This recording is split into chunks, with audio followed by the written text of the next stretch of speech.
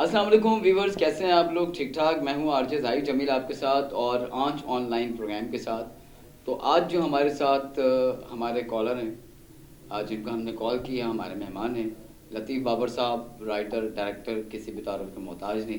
इनसे हम बात करेंगे मुख्तलिफ टॉपिक के हवाले से। आइए हम इनको कॉल करते हैं। Hello hello. हेलो, आ रही है? हाँ जी जी आ रही है। कौन बात कर रहे हैं? हेलो जी जी हेलो। लतीफ़ बाबर साहब, मैं आरजे ज़ाहिर जमील बात कर रहा हूँ आंच डिजिटल एंटरटेनमेंट की जानिब से। जी जी लतीफ़ बाबर साहब, मेरा आपसे सवाल ये है कि हम आपको पहले वेलकम कह रहे हैं अपने प्रोग्राम में, जी और हमारे प्रोग्राम का नाम है आंच ऑनलाइन। और ऑनलाइन हम आपसे कुछ सवालात करेंगे और ये बताएं कि जैसे आपको पता है कि इस वक्त जो है वो कोरोना आ गया है, एक दफ़ा फिर जो है वो लगा दिया गया है लॉकडाउन के हवाले से। तो जैसे आप शोबिज़ से ताल्लुक़ रखते हैं, जी जिस तरीके से आप फैशन शोज़ करवाते हैं या ड्रामे करवाते हैं, तो उसमें कोई असर पड़ेगा कोरोना का? जी हाँ बिल्कुल। अगर ये बात तो बिल्कुल सीरियस नज़र आ रही है कि आजकल पता नहीं बड़े मतलब इस काम में मना किया जा रहा है। जहाँ पे 2-4 लोग बैठे हैं वहाँ पे तो मसला हो जाता है। यहाँ तो हमारे साथ 20 लोग 40 लोग काम करते हैं, जी जी तो इस पे असर हो सकता है, बिल्कुल होता है। जी, बिल्कुल ठीक है। बिल्कुल आपकी आवाज़ आ रही है। अच्छा, आप मुझे ये बताइए लतीफ़ बाबर साहब कि जिस तरह आपने बताया अभी कि असर पड़ सकता है, तो जिस तरीके से फैशन शो आप करवाते हैं, तो उस फैशन शो में अंदाज़न कितने लोग एक हॉल में मौजूद होते हैं?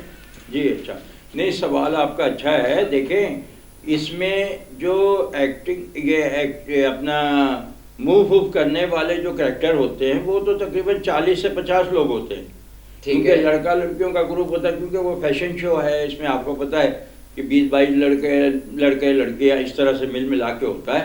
ठीक है। अगर फिर आप उसमें दूसरे क्राउड जो हमारे पास प्रोग्राम देखने आए हुए होते हैं उनका कोई पता नहीं होता, 800-1000 भी होते हैं, तो इस हिसाब से तो हॉल फुल होता है और सब एक दूसरे के मजबूरी है साथ ही बैठेंगे, कितना फासला रख लेंगे। बिल्कुल ठीक है। अच्छा, मुझे ये बताएं कि अभी बहुत सारे ऐसे प्रोग्राम जो हैं वो हुए हैं जिनमें वैसे तो हुकूमत ने बहुत सख्ती से ये कहा गया था कि जी कोरोना जो है वो चल रहा है तो आप मास्क लगाएं। तो मैंने खुद वहाँ पे विजिट किया तो बहुत सारे लोगों ने मास्क नहीं लगाया हुआ था।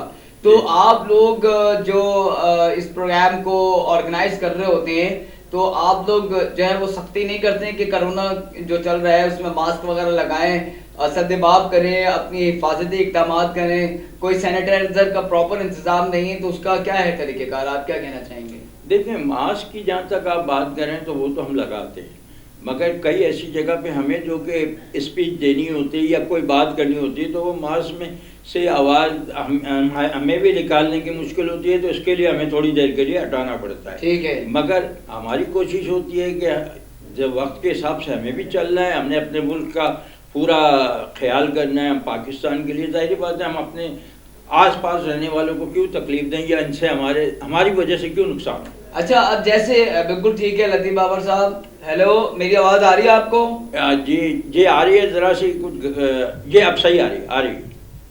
अच्छा लतीफ़ बाबर साहब, मैं ये कह रहा था कि जिस तरीके से अभी आपने फरमाया, बिल्कुल सही फरमाया है कि अच्छा लोग, अच्छा होता ये है कि मैंने ये भी चीज़ देखी है कि हॉल्स के बाहर जो है वो लोगों को जब लाइन बना के अंदर आ रहे होते हैं, बहुत सारे लोगों के पास जो है मास्क नहीं होते हैं, उनको बाकायदा मास्क बाहर प्रोवाइड किया जाता है। तो वो अंदर हॉल में जाके वो मास्क को उतार देते हैं, और उतारते भी नहीं है बल्कि अपनी जेबों में डाल देते हैं, और वो अपने पर्स में डाल लेते हैं। ख़वातीन अपने पर्स में डाल लेती हैं और जो जेंट्स हज़रात हैं वो जो है वो पर्स में डाल लेते हैं और जेबों में डाल लेते हैं। तो क्या आप इसके बारे में क्या कहना चाहेंगे? ये तो बहुत सख्ती होनी चाहिए इस लिहाज से देखा जाए तो। देखिए, बात ये है कि जहाँ पे 1800 लोग होंगे तो आप टोटल तो उन पे सख्ती खुद से तो नहीं कर सकते। ठीक है। ये तो हमारे उन लोगों का या हमारा खुद ऐसा होना चाहिए हिसाब किताब कि हम इस बात को सोचें कि वो जो कोरोना से बचने के लिए अगर हम अपनी ये दिफाई चीज़ को अगर इस्तेमाल कर रहे हैं यानी कि मास्क, तो इससे सिर्फ हमें ही बचत नहीं है, हमारे से दूसरे की भी बचत है। क्योंकि जाहिर बात है अगर हम अपनी मौत और अपनी मुश्किल का तो ख्याल करते हैं, मगर अगर हम ये ख्याल करना भी शुरू कर दें कि हमारे साथ रहने वाले या साथ खड़े हुए आदमी को कोई नुकसान ना हो जाए, तो मेरा ख्याल है सबसे बड़ी इंसानियत ये है। अच्छी बात है लतीफ बाबर साहब, बहुत अच्छी बात की आपने। अब जिस तरीके से कोरोना के हवाले से भी लॉकडाउन चल रहा है और इसमें सारे हॉल्स और थिएटर्स वगैरह वो बंद हो गए हैं, और आप क्या कहना चाहेंगे, ये बंद हो गए तो लोग बहुत ज्यादा बेरोजगारी का शिकार हो गए, तो आपके ख्याल में लोगों का क्या रद्द-ए-अमल होगा इसमें? नहीं, इससे वाकई इस बात पे तो देखें, हमारा मुल्क तो अगर सच पूछे तो गरीब है। गरीब किस लिए कि हर इधर यानी कि आप समझ लें 30% आदमी अमीर है तो 70% जब गरीब लोग हैं तो वो गरीब कहाँ से? गरीब का तो यही है रोज़ कमाएगा या ज़्यादा से ज़्यादा हफ्ते हफ्ते कमा लेता है, तो उसके लिए तो मुश्किलात, उसका तो कोई रास्ता ही नहीं है ना। अच्छा, कोई सद्देबाप इसके बारे में आप बताना चाहेंगे कि आया हुकूमत को ऐसे क्या इकदाम जो है वो करने चाहिए, क्या हिकमत अमली करनी चाहिए कि जो लोग बेरोजगार हो गए हैं, जो लोग घरों में बैठ गए हैं कोरोना और लॉकडाउन की वजह से, तो हुकूमत को ऐसा क्या करना चाहिए? जिस तरीके से आपको पता है जेडीसी हो गया या इस तरह के और जो ऑर्गेनाइजेशंस हैं जो मतलब प्राइवेटली अपनी मदद आप जो है वो लोगों की मदद करते हैं, इस हिसाब से हुकूमत को भी जो है वो जैसे 12,000 का इन्होंने वादा किया था, तो 12,000 का वादा जो है वो नहीं हुआ पूरा, बहुत सारे लोगों को नहीं मिलने, बहुत सारी शिकायतें हुई हैं, तो इस बारे में आप क्या कहेंगे? इधर थोड़ा लंबा हो गया मेरा सवाल। जी, बात ये है, देखें सबसे पहली बात तो मैं बताऊं कि हर हुकूमत की जिम्मेदारी ही टोटल वो है कि एक एक इंसान को बचाए, एक एक इंसान के लिए जो है ना वो बेहतर से बेहतर सोचे, क्योंकि ये हुकूमत का ही काम है। वही अगर आप खिलाएंगे। जी हेलो बाबर साहब, आवाज आपकी कट रही है। अच्छा चले, मैं इस साइड पे शायद ये इस माइक सही कर लो। हेलो जी जी जी जी जी, अब आ रही है आपकी आवाज, कंटिन्यू करें।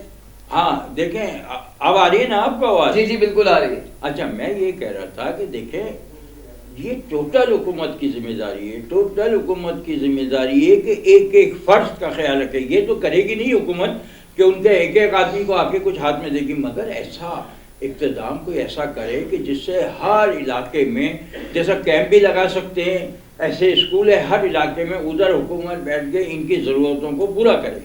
फिर आ जाती है बात किसी एनजीओ पे, तो देखें एनजीओ, हर एनजीओ दूसरों की मदद के लिए काम करती है, तो ये एनजीओ को सबको निकल के मैदान में आना चाहिए और सबको एक दूसरे की खिदमत के लिए हुकूमत से चाहे ले चाहे किसी आवाम से ले, जो इन सब के लिए हर चीज़ का बंदोबस्त करे।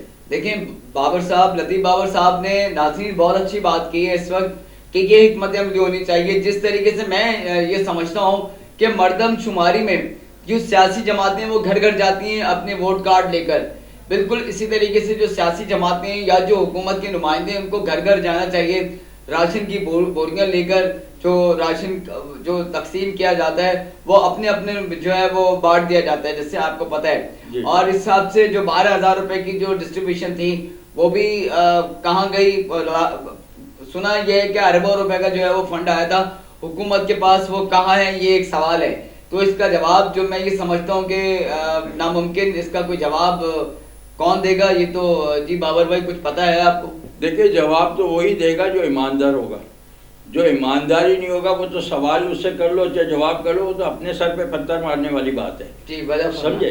देखें बात ये है कि अगर वाकई ऐसा होता कि हर एक इंसान दूसरे इंसान के लिए ज़रा सी भी तकलीफ को महसूस करता, तो मेरा ख्याल है हुकूमत में भी वही इंसान बैठे हुए हैं, वही वो लोग, वही इंसान है जो हुकूमत चला रहे हैं, जो हम हैं।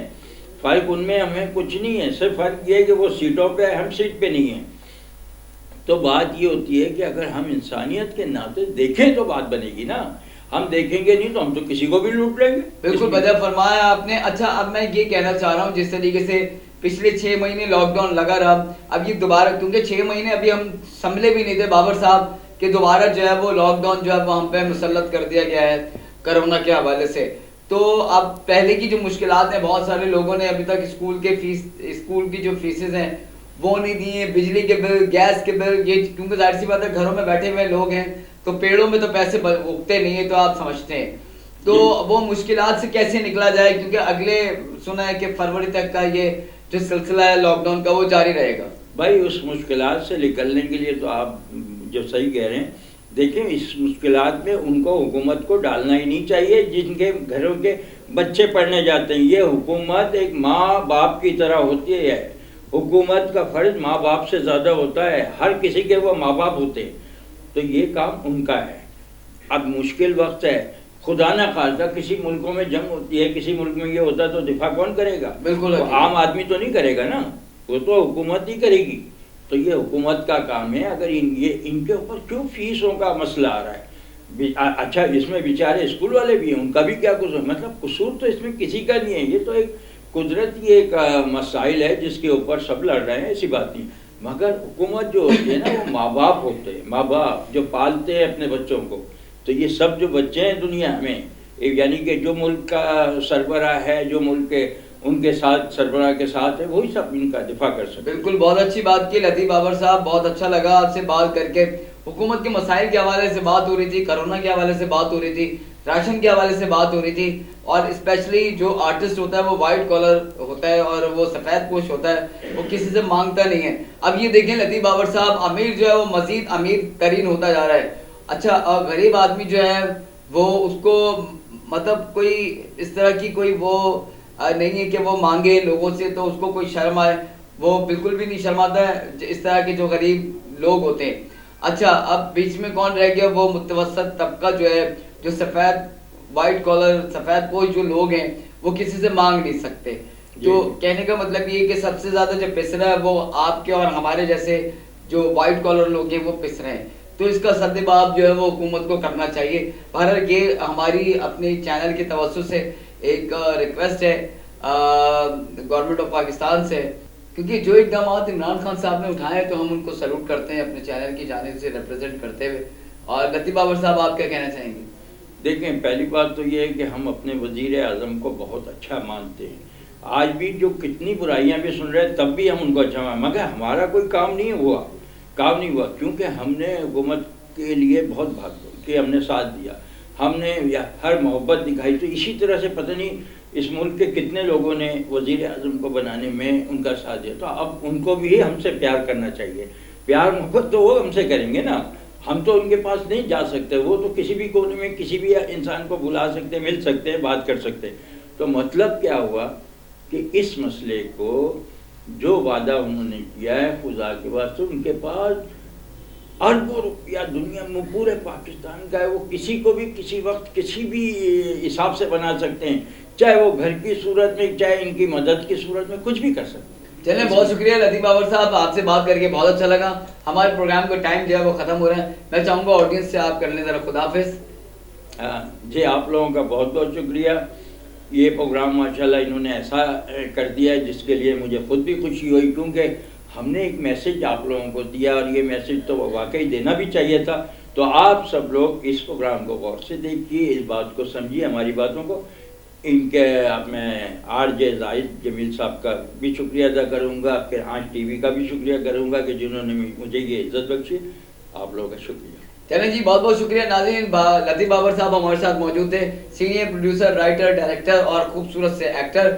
और इन दुआओं के साथ कि अभी आप हंसते रहेंगे, मुस्कुराते रहेंगे और पाकिस्तान से मोहब्बत निभाते रहेंगे। और वही बात कि जिससे हमारी पहचान, नाम है उसका पाकिस्तान। पाकिस्तान जिंदाबाद।